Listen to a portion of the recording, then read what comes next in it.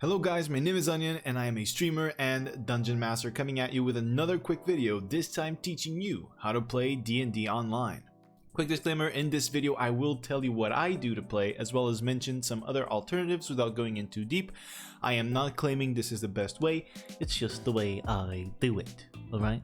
So to start, I like to say that technically you can play D&D Online without most of the tools that I'm mentioning, just being on a Discord call with a sheet of paper in front of you and with your friends.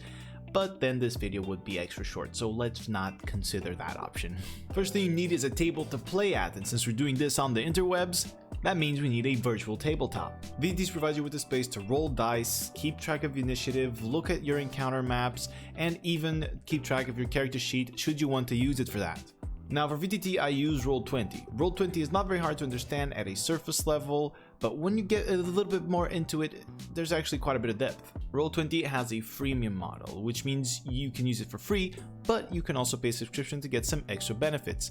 These benefits include extra storage for your own maps and tokens that you want to upload, as well as an increased list of assets that the website provides for you to use. It's why it's very simple and quick to learn. You have your toolbar with your dice to roll and rulers to measure distances. You have the option to add handouts to give to your players, and you also have the option to add sound effects and even ambiance soundtrack straight on the VTT. There's also a big list of tokens and assets that you can use yourself already included in Roll20, and there's the option to search the web for more. There's even animated special effects that you can add to spice up your game. It's also been around for a while, which means the community has developed tons of plugins and mods that you can use to improve your experience, and there's also tons of integrated adventure models that you can use, even for TTRPGs aside from D&D. Personally, I only use it as a tabletop, meaning I use it for my players to move around the tokens and look at the maps, as well as keep track of their dice rolls. Speaking of maps, you're also going to need a place to build your maps, maybe not just for encounters, but also for your world. Visual support is always nice and makes your games a little bit richer. Personally, I use Incarnate to build both my world maps and my battle maps. It also works on a freemium model just as Roll20, and in my modest opinion, if you do choose to pay for a subscription, you are very well served.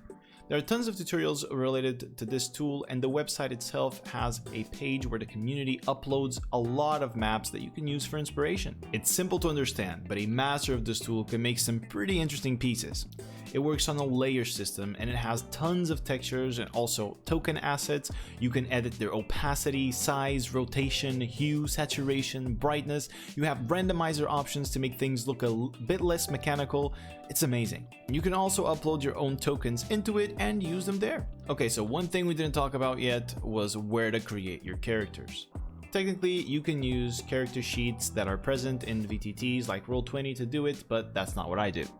I use D&D Beyond for that. In D&D Beyond, you can find the rule set, books, and adventure modules. You can homebrew monsters, items, subclasses, you can run encounters, you can create characters and track their character sheets, and it's free, with subscription options.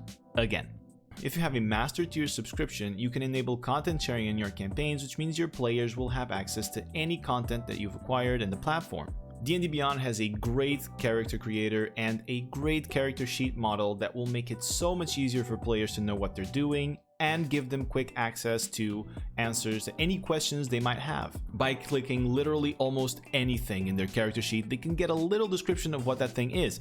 They can add status effects to their characters, keep track of spell slots, and manage spells easily. D&D Beyond can also be linked and integrated to a lot of VTTs like Roll20 through an extension called Beyond 20. This way you can click on your bonuses, your attack modifiers on the D&D Beyond character sheet and have it roll on the virtual tabletop. Now, aside from these more technical requirements, no game is really complete without music to put you in the mood for monster slaying or dragon seducing.